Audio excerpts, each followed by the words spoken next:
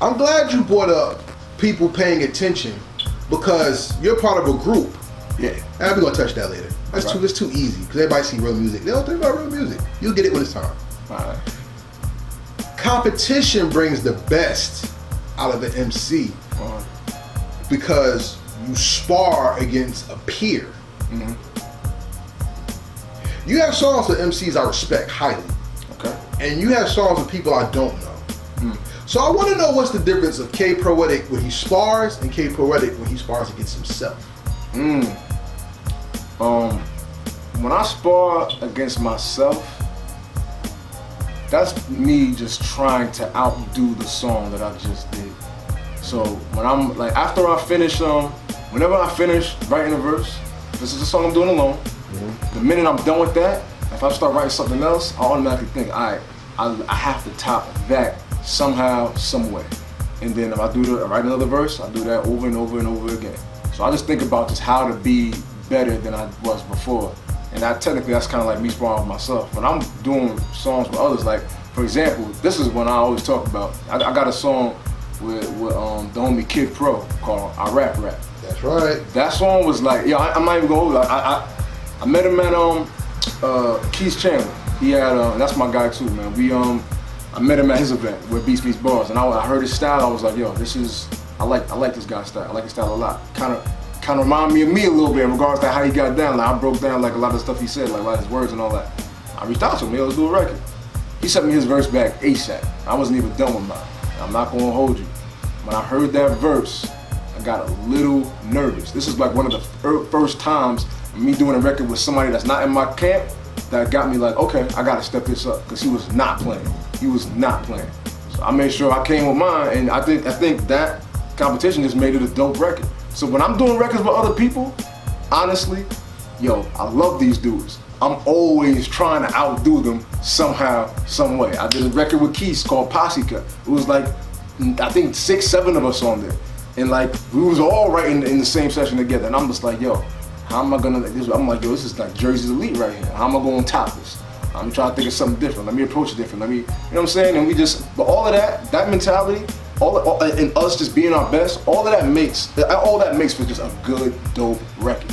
And at the end of the day, we got some, if I'm getting the best from who I feel are the best, then we just got a dope record. But so when I'm sparring with me, I'm just trying to outdo what I just did. If I wrote a dope song, I gotta write a song better. I just did a project called Beautiful Dystopia. I'm already thinking of my next album. I'm thinking of how I'm gonna bring, like, what is it about that album that's gonna make people think, you know what, that is the one. I like Beautiful Dystopia, but this is the one. But I don't know, you know what I'm saying? I'm trying to be great, baby, I'm trying to do my thing. But when I'm writing songs with other guys, like, I'm really trying to like take their heads off in a respectful, competitive way. Nobody should ever get offended. We all MCs at the end of the day, and that's the job. We write, we compete, you know what I'm saying? We get our bars off. I can understand where you're coming from, and I respect it. Okay. But I rap and Fool's Gold. Show me something different in your persona. Okay.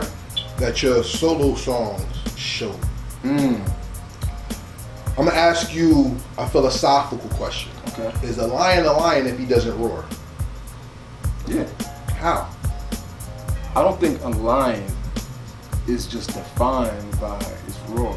I think a lion is still a lion. I mean, you may view a lion differently if he don't roar. I don't think that stops him from being a lion. I mean, he's just a different type of lion. But I think he's still one. He's still one. But if he's not roaring, then we just got the question mark on him. I feel. But I don't think that stops him from being a lion. So then, back to what you said. Then you're not trying to be great. You are great. Okay. I like that. Because it's a great deed to be an MC. Yeah. You're not a rapper. Rappers rap gifts. There we go. Okay, you're an MC. 100%.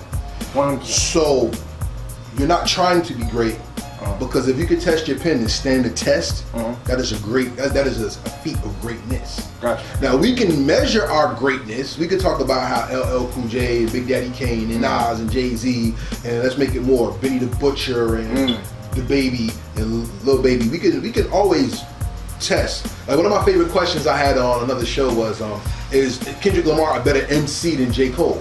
And my answer was, I can't answer that. Right. And the person said he has better live performances. He is more. His lyrics is this and that. I was like, yeah, but that's not an MC though. That's a part of being an MC. Right. So we define that he's an MC already. Yeah. Exactly. So when I listen to K-Proetic, I'm more in tune to you when you're by yourself than when you're by somebody else. Okay. Because when you're with somebody else, the first question is who ripped the track more. Yeah, That's the MC thing. Like, did he get me? Did he get me? Of course. But I listen to the spirit of the song. And when you mix your spirit with somebody else, it dulls your message. Really? Well, I mean, I think it depends on the artist you're doing the record with. No, it doesn't. Why not? Because now I have to count the spirits in the song. Okay. I mean, if you listen to it on that level, I understand. Let's think about it this way. One of the most trashy songs I heard in the past year was Jay-Z, Nas, and DJ Khaled. Why do you think that was trash? Because the beat did not speak to the MCs. They had great lyrics, but the beat was subpar. So in the Bible, if it says when you meet a king, don't come empty-handed, why the hell would Khaled give him something trash at the status those MCs are? Can we ask you something? What made that beat whack? Pace, tone, and... So the tempo was too slow? Pace, tone, and unfortunately a prejudice of who the MCs are. Interesting. I heard the record, I liked the record, but I liked it more for what they were saying. So once again, the beat didn't make the song. No. They made the song. Of course. But they're gonna make every song. So then the beat is forgettable. Yeah. My point exactly. That's what I'm talking about. You're right. I don't think the beat was... When I hear some beats, I'll be like, I like the lyrics better. I didn't think it was garbage. No, I think it was garbage. I didn't think it played its just throwing it away in the trash, right? I see it as a piece of music that just played its role, but it wasn't like We Made It by Kanye West. It wasn't like that. Stop. I'm glad you said that, ladies and gentlemen. Did you hear what he said? It was a song that played its role. What was the role of the song? Because if the role of the song was just to have Jay-Z and Nas together, we had that already. So what statement was made with that song? That song was trash. The song, what was dope about them on this song more than any song they did in the past is because like these two men have leveled up something crazy in the past couple years. Like in regards to like what Nas has done on the financial tip and Jay, this is like we're hearing them on the first time at this level. They've always been at a great level, like lyrically. But I feel like just as men, as businessmen, and as MCs, like I feel like right now I'm not saying like they're at their peak, but they're just real higher than they were. And I feel like they was just spitting game, like. So guess what? Who the fuck cares? Who cares? I care. I'm MC. I want to hear that. Did you hear DMX's new album? I ain't hear the whole thing yet. Did you hear Bath Salts? I did hear Bath Salts. What did it sound like to you? I think it sounded like a mixtape record. I'm not even going. I thought that was better than the DJ Khaled record. Right. I like the bars on that too. For some reason it sounded like it wasn't placed the right way. I don't know. I might be over. So check this out. Yeah. You said the record played its role. Yeah. I think it missed the mark. Okay. Because when a record makes its mark and it has a role, it has a purpose, and it makes a statement. Okay. If my statement is to hear other men are rich and I need to level up, fuck you. Because you don't know what I go through to do what I gotta do. I can celebrate your journey, but inspire me. Don't do that to me. I don't think they're being condescending. I'm not saying that. I'm not saying that. But we have as a culture have adapted this way of look at me, I'm this. Celebrate me because I'm this, and you can join me. Or we have records like Don't Ask Why. See how I bring that back? Okay. Okay, so pay attention to me. This is important. Pay attention. That record did not play a role. That record was it was like a you know how people say a shocking thing to get your attention? Yeah. That's what that record was. That's why it was the first record off that album. Well, I don't deny that. I think Khaled knew exactly what he was doing with marketing that. He's corny, bro. I know what he's doing. He's whack. But when I say, do I hear Don't Ask Why, that's a record that's gonna live. That's a record that makes a statement. That's a record that's like, we have problems out here and we need to address this. So don't ask why Colin Kaepernick nailed. Don't ask why people still getting killed. Don't ask why. Yeah. Find a solution. Absolutely. So instead of making records that play its role, you make records that have meaning. I feel you. So why is that important?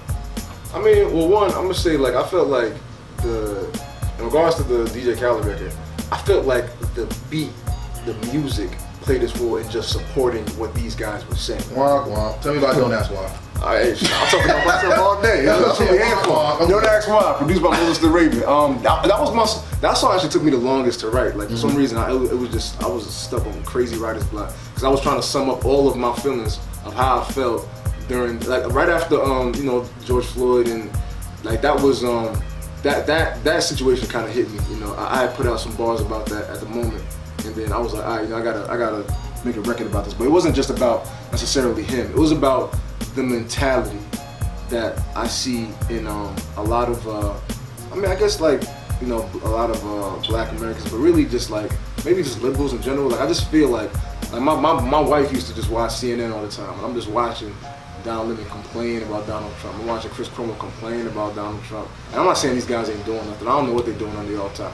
But I just got tired of hearing like, Trump, you're a monster. Oh, this is that. Why would you do this instead of this? Well, the black man gets pulled over 20 times with the white guy, and then like, why is that? Like, why? Y'all know why? Don't ask why. Ain't no more whys. Like, I just felt like during that time I was hearing a lot of whys, and I get it. I don't want to sound like I'm like not sympathetic because it's real what's going on out here. But my thing is like, we wasting time asking questions. You know what I'm saying? Like we need to focus and put a plan in place so we can preserve our lives and make sure our kids are good. So that's why I'm like, don't ask why these politicians never have the heart to listen to your problems, and honestly, they don't play a part in fixing not one thing, but we give them large positions. Don't ask why these cops don't serve and protect. They don't deserve your respect. Ain't y'all know there was slave patrol in the days of old? Now they murder for checks. Like these things are systemic. These things have been in place before any of us was born.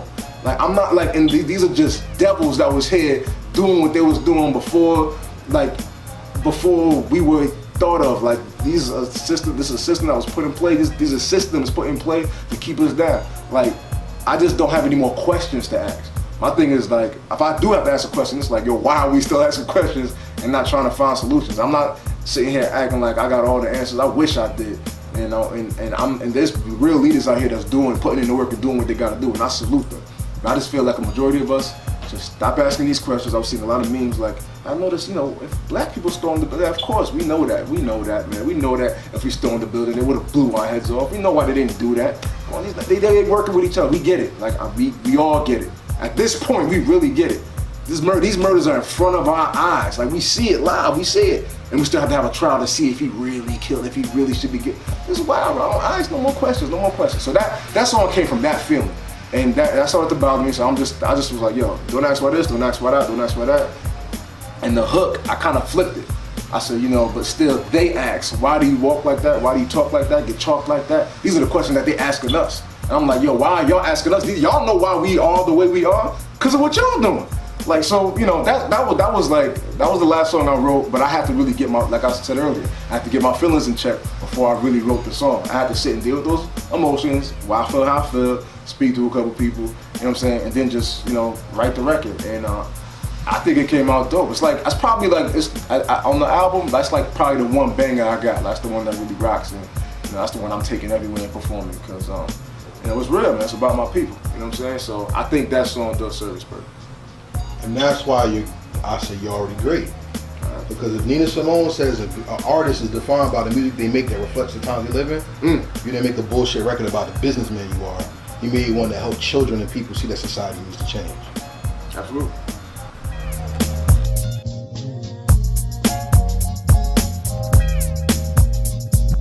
Thank you for watching our presentation. We ask that you subscribe to our YouTube family and hit the notification bell for updates. Please like, comment, and share this video.